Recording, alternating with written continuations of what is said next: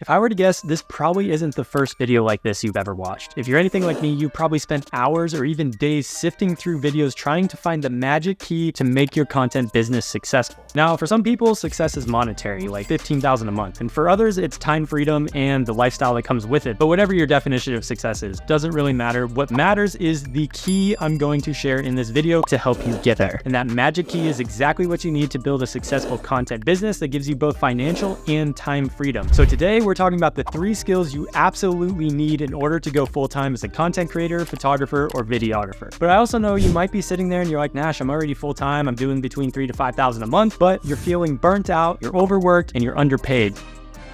So that sounds like you. I actually help creators exactly in your position build and scale their content business so it no longer relies just on them and they can get higher quality clients, get paid a lot more per client, and ultimately have more time freedom. So if that sounds like something that you need, go ahead and check out the link in the description below and book in a call with either myself or a member of my team, and we'll chat with you about how we can help you scale your business. But without any further ado, let's jump into the video. So most people, when they hear about skill sets that you need to go full-time as a content creator, think of things like camera angles, shooting, composition, lighting, editing, color grading, building a social media following. And while all these things are very important, it's actually not the most important things that you need to do in order to build a successful content business. I mean, have you ever wondered why some content creators who are just as talented as you, or sometimes even less talented, can charge 5 or even 10 times more than you charge? And they're working with incredible clients while you're stuck with the peanuts at the bottom of the barrel? I mean, it's not because your creative skills are lacking, it's because you're lacking at least one of the 3 skills that I'm going to be talking about in this video. And for a lot of creators, it's actually all 3. So money follows attention, and the best known will always be more successful than the best, but the best known in their target market will always be better than the best known. So let me break this down. So in other words, growing an audience of random strangers on the internet and spending hours every single day posting,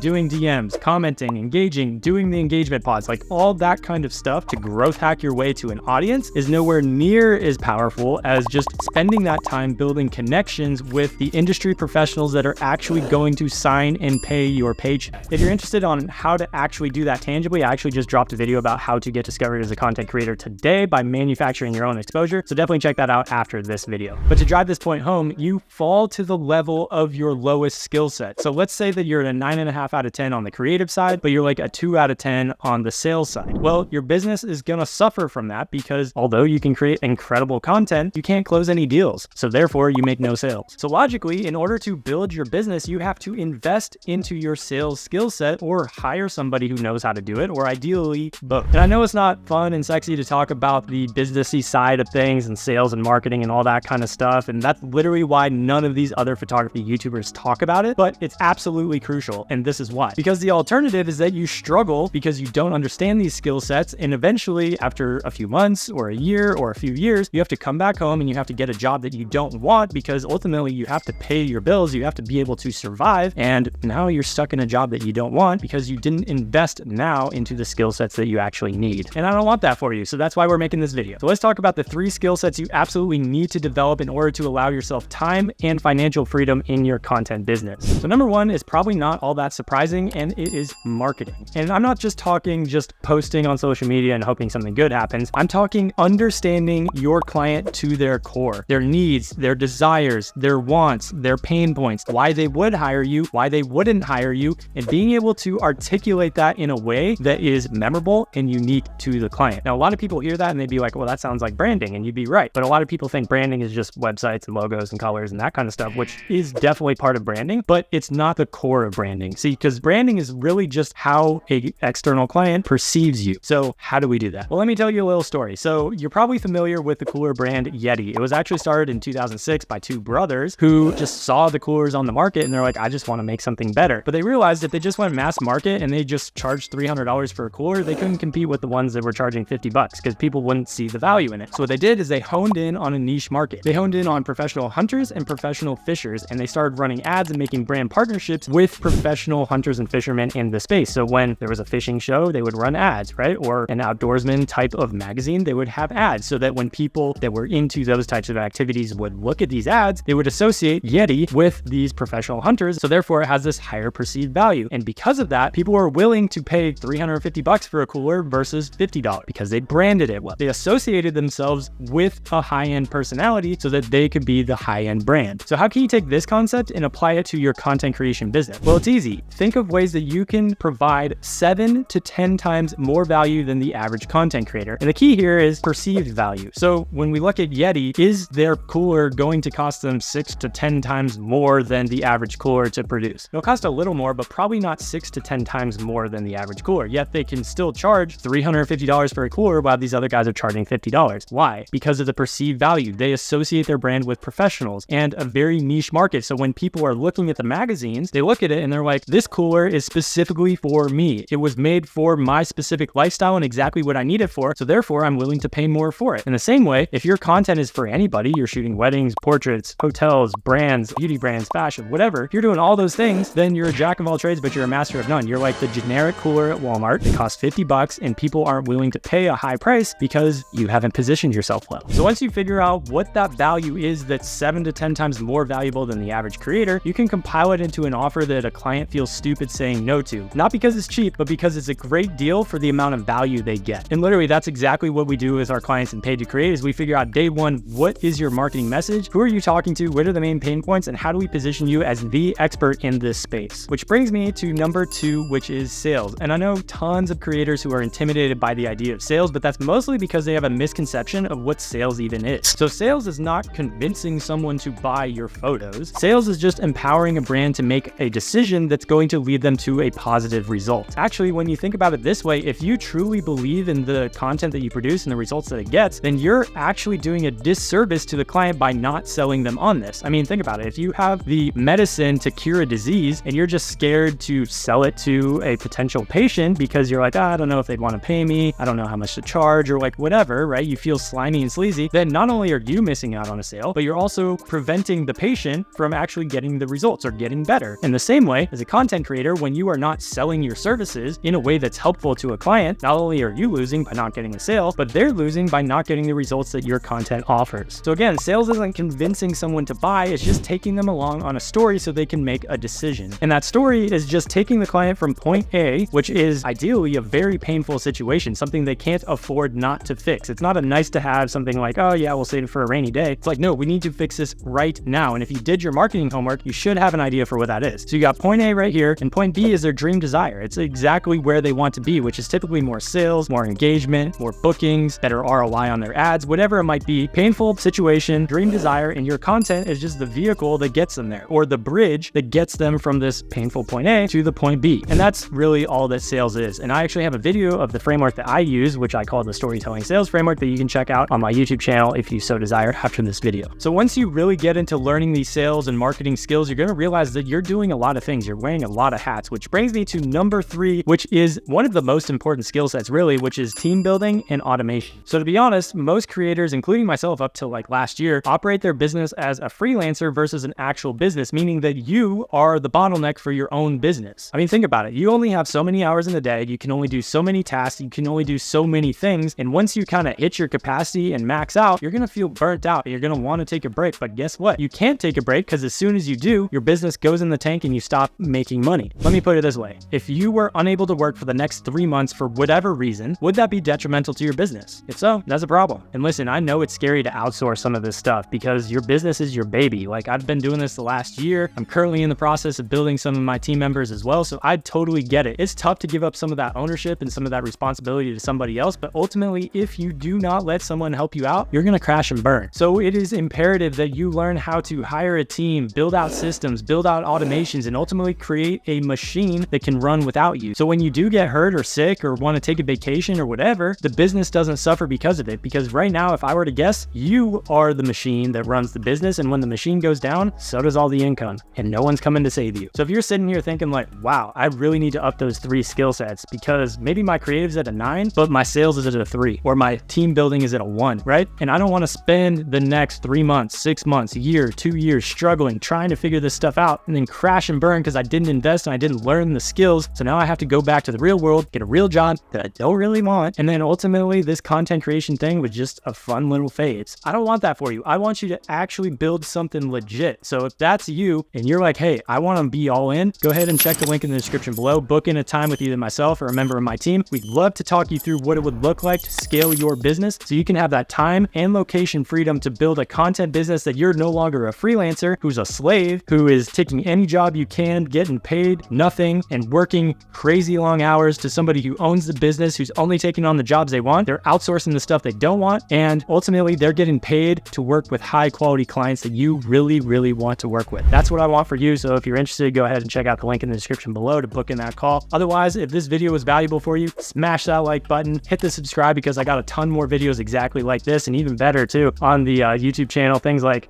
again, sales, pricing, offers, marketing, all that kind of stuff that no one else is talking about is free on the YouTube channel. So go ahead and check that out. And I love you guys. Thank you so much for watching, and I'll see you in the next one.